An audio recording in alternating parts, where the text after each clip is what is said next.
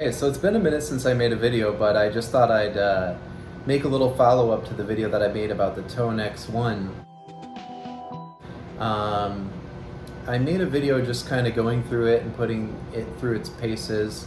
The sound levels was a little bit low, so I didn't really have a very good representation of the noise I was trying to say that it has.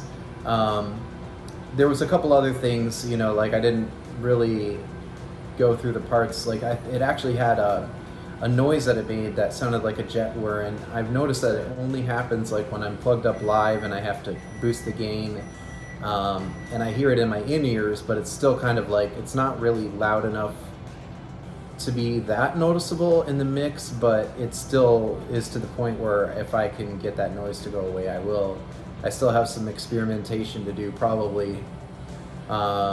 I may have to switch power supplies yet again. I actually did an update with the ToneX software, so some of that stuff I haven't had the chance to really go through yet, but I want to explore some of the new stuff like the effects and stuff.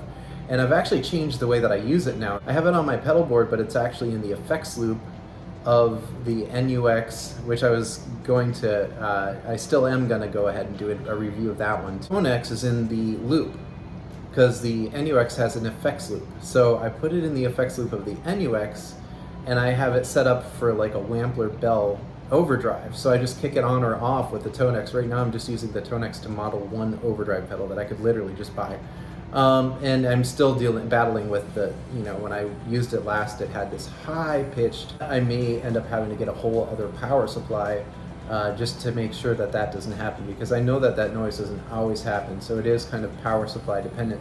But just once again, like if they would just have included a dedicated power supply with the ToneX One, since it can't be battery operated, then you wouldn't ever have that problem. So that's just little stuff like that that I don't really like. But it's amazing. It's got great sounds in it. It's just, you don't want, in a live situation, in a professional live sound situation, you don't want any noise, and you don't want your noise reduction, if it includes it, to cut things off abruptly. And if you have to go into the software to change those settings, then if you're live, you can't even do it. But I have heard that they are going to be putting a live editing function in there, so I'm really looking forward to trying that out. So those are my updates so far, and I guess maybe the journey continues. So like and subscribe for more similar content, and I'll be putting out more videos about some more of my gear, and I look forward to what's to come.